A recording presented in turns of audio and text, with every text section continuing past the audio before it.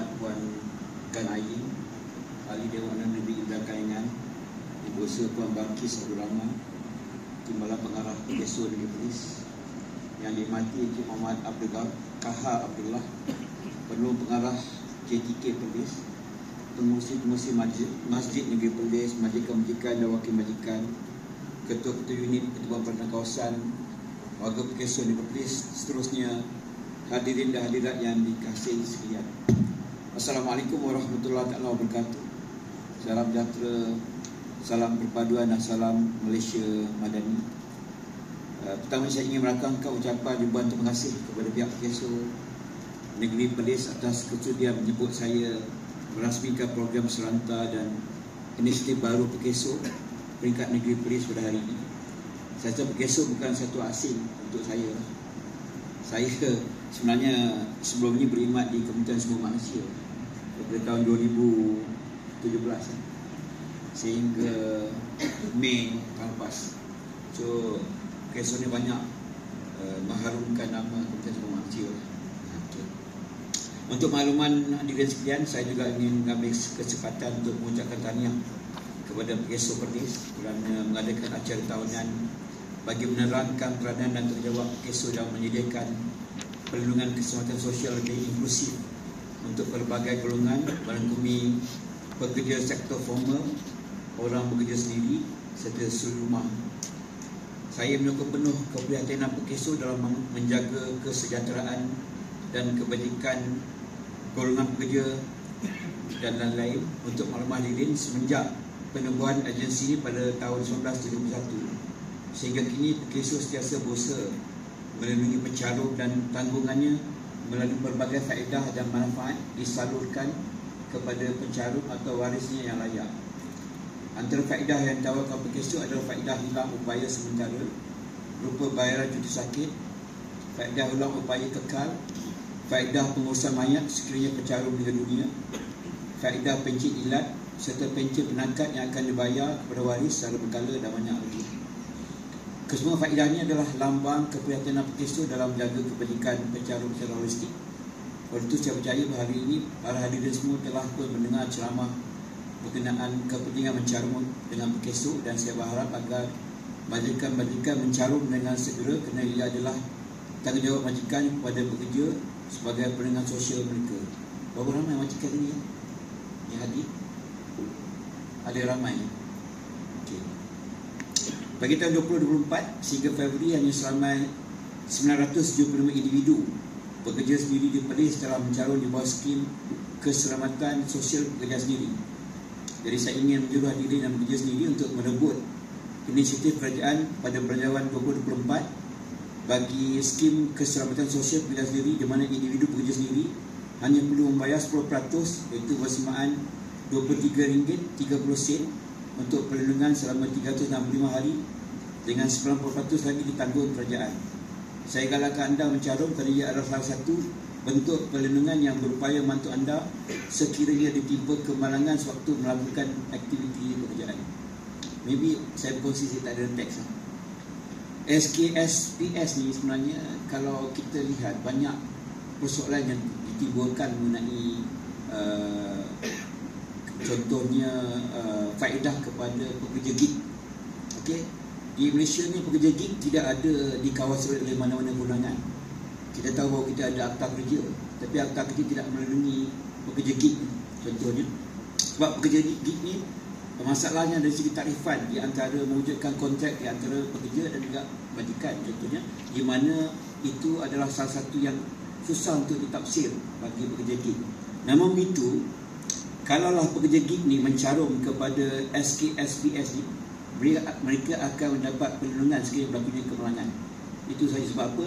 Maknanya PKSO memberikan perlindungan dari segi aspek tersebut, iaitu dari segi sekiranya ada berlaku kemalangan, maka pekerja gig ni akan dilindungi sepenuh oleh pihak PKSO, walaupun kita adanya kekangan dari segi perundangan pada masa ini. Dan kalau tuan-tuan dan puan-puan sekalian sedia maklum, kerajaan sedang dalam proses untuk menubuhkan Suruhanjaya Gig ataupun dipanggil dalam singkatan SEGIM. Okey, dan itu sedang dalam perancangan. Dan hadirin sekalian, PKSO juga sentiasa berusaha merancangkan pasaran buruh di negeri Perlis dengan mengadakan Karnival Kerjaya. sesi temuduga terbuka, sesi temuduga dan talian, dan pencarian pekerjaan melalui portal My Future Jobs. Kesungguhan Pekeso terbukti dengan seramai 1625 individu terdaya mendapat pekerjaan bertempoh dari tahun 2023 hingga 29 Februari 2024. Tapi saya tidak tahu berapa jumlah keseluruhan yang mendaftar dengan My Future Job.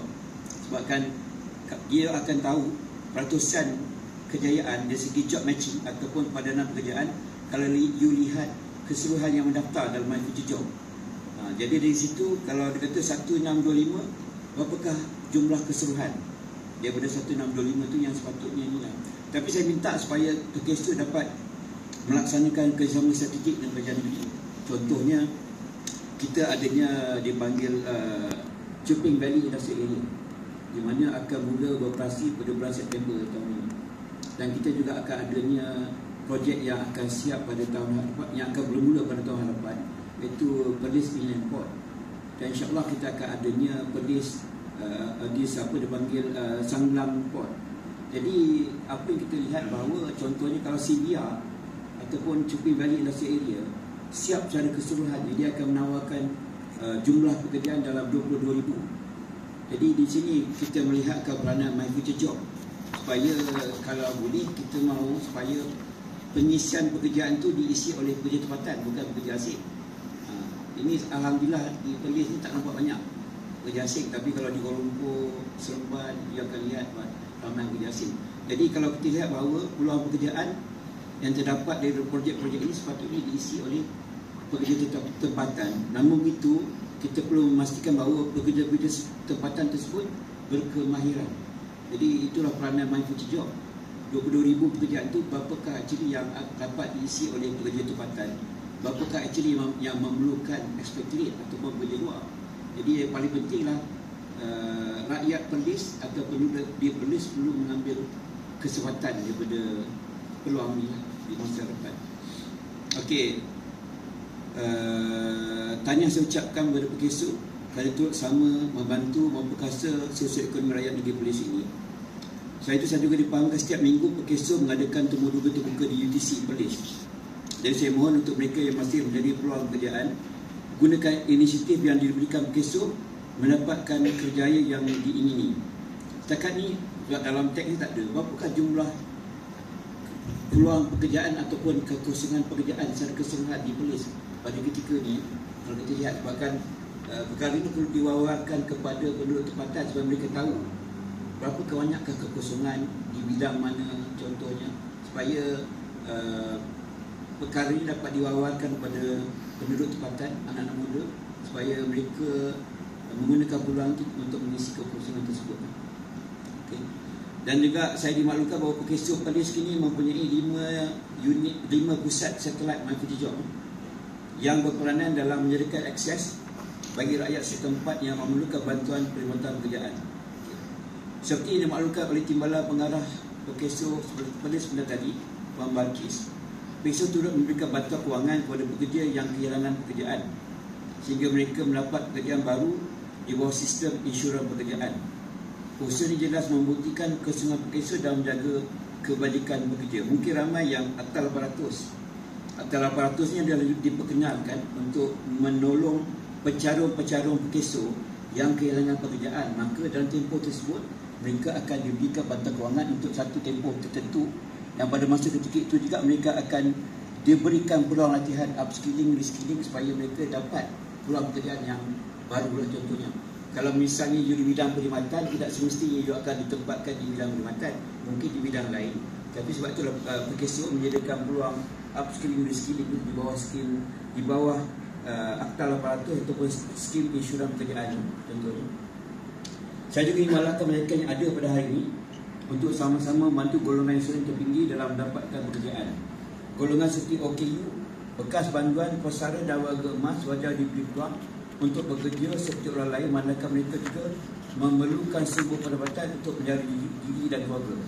Justru bagi menyokong pengambilan pekerja dalam kalangan golongan rentan, kerajaan telah menyediakan insentif khas sebanyak RM1,500 sebulan untuk tempoh 6 bulan kepada majikan yang menggajikan pekerja dan peluang sasar ini. Jadi gunakanlah insentif yang diberikan ini sebagai manfaat bersama ini untuk tahun 2024 ni. Dan saya rasa bahawa sekiranya ada sambutan daripada majikan kepada program ini dan memberikan peluang kepada golongan-golongan rentan, saya percaya bahawa inisiatif ini akan diteruskan untuk tahun depan. Kalaulah mendapat sambutan menggalakkan dan majikan-majikan di Perlis ini. Pada hari ini juga saya ingin berkongsi secara ringkas berkenaan kepentingan skim keselamatan sosial suri rumah. So dalam untuk perkongsian, cuma 5 negara di dunia, Ustaz Islam, 5 negara di dunia yang memperkenalkan skim keselamatan sosial suri rumah. Ada yang bertanya bahawa suri rumah ni adakah mereka didefinisikan sebagai pekerja? Tapi kita kena ingat bahawa suri rumah ni yang kita kata bahawa apa yang menolak khayal, itu adalah satu yang boleh menggegarkan dunia tentunya. Jadi kita kena ingat bahawa peranan wanita ataupun suri rumah tidak perlu ditikaikan, dan kita perlu menghargai pengorbanan mereka ini. Jadi skim ini menyediakan perlindungan kepada golongan wanita yang mengurus kerumah tangga sama ada sepenuh masa atau separuh masa daripada bencana domestik dan keilatan semasa melakukan urusan rumah tangga. Untuk tahun 2023, jumlah seramai, tapi saya rasa jumlah suri rumah di Perlis lagi ramai kot. Cuma 2527 saja yang mencarum di bawah skim ini. 2527. Saya minta tolong YB kan untuk mempromosikan. Saya rasa bahawa promosinya perlu dilaksanakan oleh DUN. DUN ada 15 DUN. Sepatutnya bukan 2527. Contohnya, suri rumah mesti ramai di Perlis ini, maka ambil peluang, sebabkan carumannya kena perlu dibayar sekaligus. Walaupun kata RM10 sebulan YB, tapi kena bayar secara terus, maknanya RM120. Tapi RM120 tu memang satu perlindungan yang komprehensif. Jadi kita minta supaya bukan saja DUN membantu di kawasan masing-masing, tapi juga suami-suami lah, yang mana kena melindungi suri rumah mereka. Dan juga pada golongan wanita yang bekerja, dia boleh juga mencarum kepada skim ini, skim suri rumah ni. Dan saya rasa bahawa skim keselamatan sosial suri rumah ni mendapat sokongan yang begitu besar daripada kerajaan, terutamanya daripada MOF ataupun Kementerian Kewangan. Jadi saya berharap lebih ramai suri rumah sama ada sepenuh masa atau separuh masa dia akan mencarum bawah skim ni. Dan saya minta juga bantuan daripada adun-adun di Perlis ni untuk mewawarkan, dan saya faham bahawa ada setengah-setengah adun ni dia ada peruntukan. Mungkin peruntukannya boleh disalurkan dalam jumlah tertentu untuk menggalakkan lebih ramai suri rumah mencarum pada skim ini. Jadi sebelum saya mengakhiri ucapan ini, saya ingin merakamkan penghargaan kepada semua peserta yang hadir ke program pada hari ini. Akhir kata, saya berharap program ini akan memberikan manfaat yang positif kepada para majikan, pengurusi-pengurusi masjid dan ketua-ketua unit ketua badan di kawasan dalam usaha memahami peranan dan fungsi PKSO. Dan dengan lafaz Bismillahirrahmanirrahim, saya dengan sukacitanya merasmikan program serentak dan inisiatif baru PKSO peringkat Negeri Perlis. Sekian, terima kasih.